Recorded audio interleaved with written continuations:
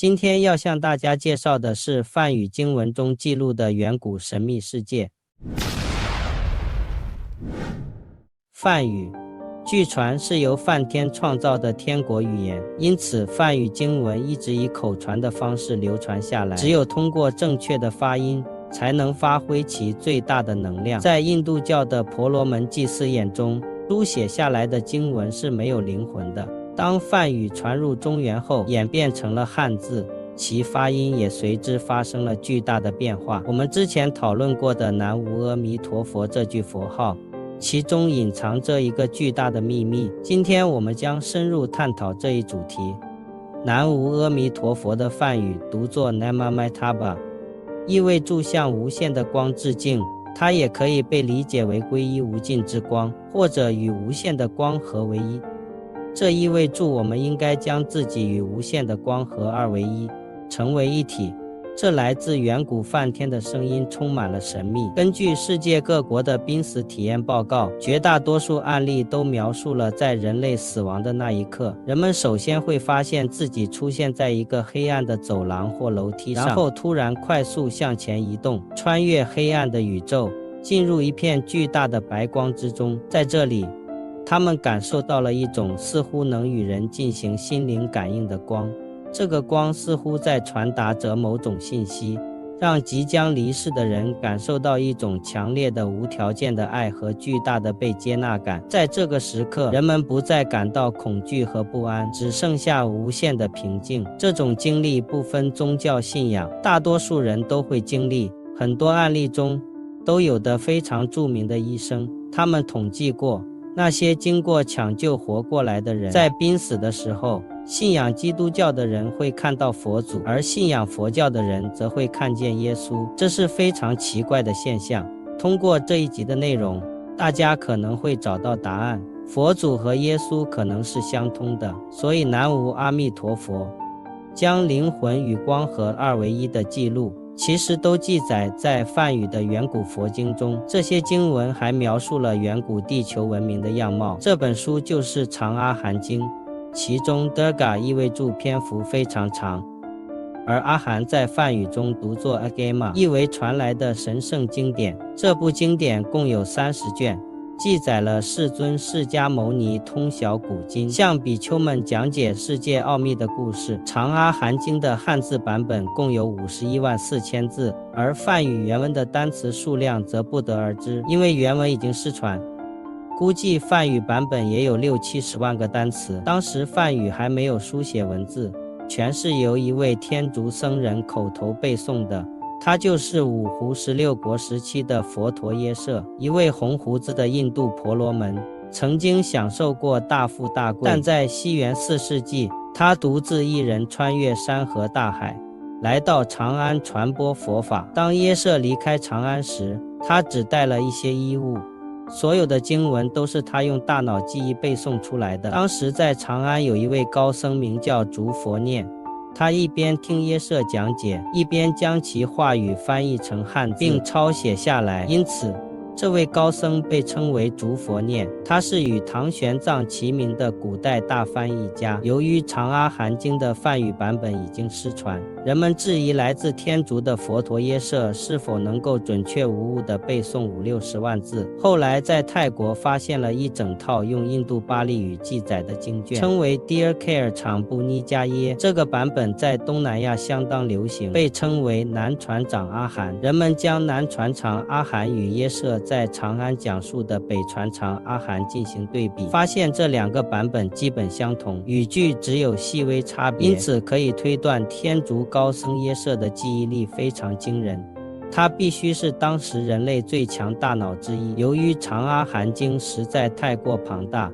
我们今天就讲述其中最有趣的部分。世尊释迦牟尼讲述的远古世界的秘密。如是我闻，我是像这样听到的。有一天，有1200多僧侣在舍卫国的花林山洞旁边讨论，当时鸟语花香，他们就说世尊简直是太厉害了。神通远达，知道远古无数觉悟者如何涅槃解脱，跳出六道轮回，而且他还知道他们的智慧岁数名字，还有他们的喜怒哀乐。诸位，这天界出来的话语和智慧，世尊是如何知道的呢？这时候释迦牟尼还在另外一个地方打坐冥想，天耳清净，突然他就听到有人在议论他，他一下子就睁开了眼睛，缓缓地走到了这个花林山洞。我们先说一下这个舍卫国的花林山洞，它在印度北边靠近尼泊尔的地方。根据记载，当时有人问舍卫国有什么东西，当地人就回答说没什么。释迦牟尼在舍卫国25年，根据记载，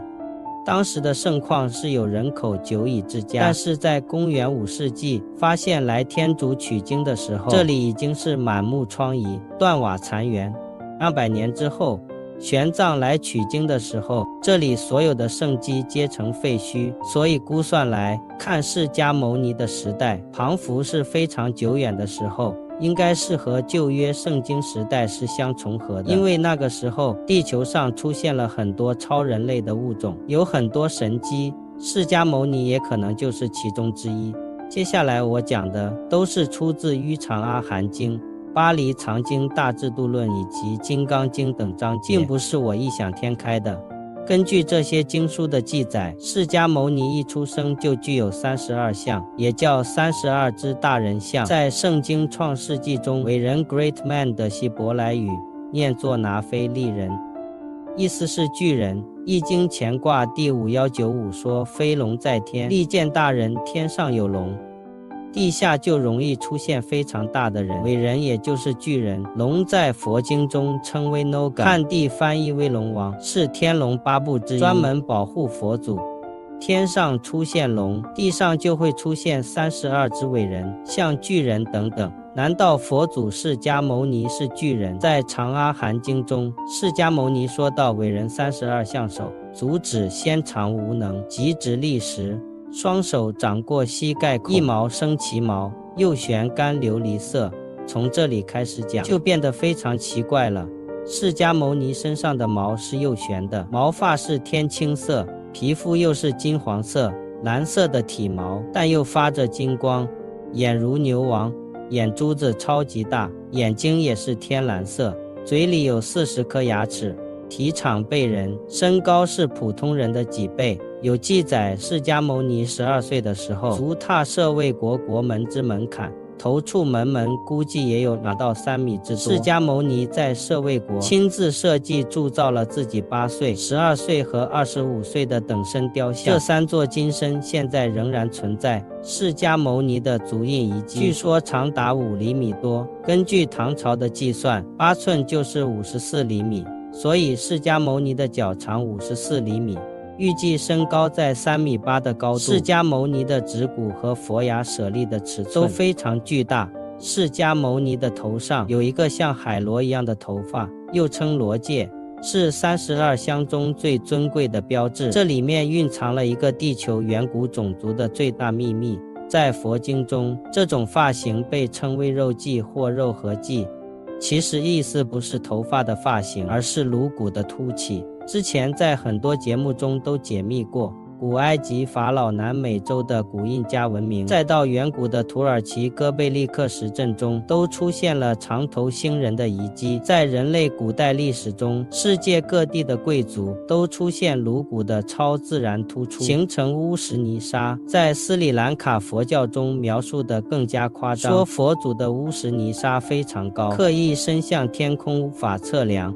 后来这个长颅骨的乌什尼沙明显是有点太超自然，普通人类无法理解，所以佛教雕塑中就逐渐用头顶的头发来代替，变成了一个发髻。现在看来，如果只是一个单纯的古代发型，就无法解释为什么乌什尼沙在汉语中被翻译成肉桂。释迦牟尼来自古印度，靠近喜马拉雅山的部落被称为 Soki 氏家族，此称为日种，意思是太阳的后裔。氏家族崇拜的神是太阳神欧卡卡，建立了太阳王朝。释迦牟尼胸前有一个万字标志，代表太阳放射出的光芒，因此释迦牟尼知道一切关于光的秘密。释迦牟尼解释说，宇宙从诞生到毁灭是一个劫，一劫即过去，宇宙连同所有生命都一同毁灭，但这些生命的灵魂会回到光阴天。宇宙一共有3界，28层天，地球在欲界天，充满了物质的欲望。光阴天在色界之2禅天的最后一层，光阴天之外还有其他天界，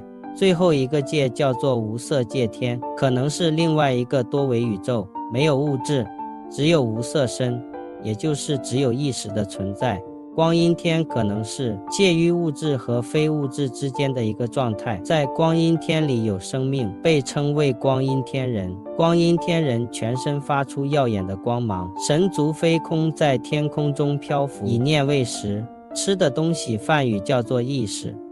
维持它们存在的是宇宙的巨大意识，一个巨大的光。它们没有物质的声带，可以发出声音，它们之间交流就是发光。在光阴天里没有隐私，因为一发光，其他光阴天人都能感知到你在想什么，因此越高级的天界就越没有隐私。成佛要无欲无求，因为在高级天界，任何杂念都会被全宇宙知晓。世界灭亡之后，新世界从涅槃中诞生，这时候的宇宙中既没有时间，也没有日月，虚空中漂浮的全都是水。光阴诸天经过一劫，也到了命中之时，于是光阴天人刷刷地飞出了光阴天界，去寻找新的家园。当他们从宇宙的边缘来到欲界天，也就是银河系，这里的土地已经从水中显露出来，光阴天人就在此降落。他们降落的星球有地球，也有其他星球。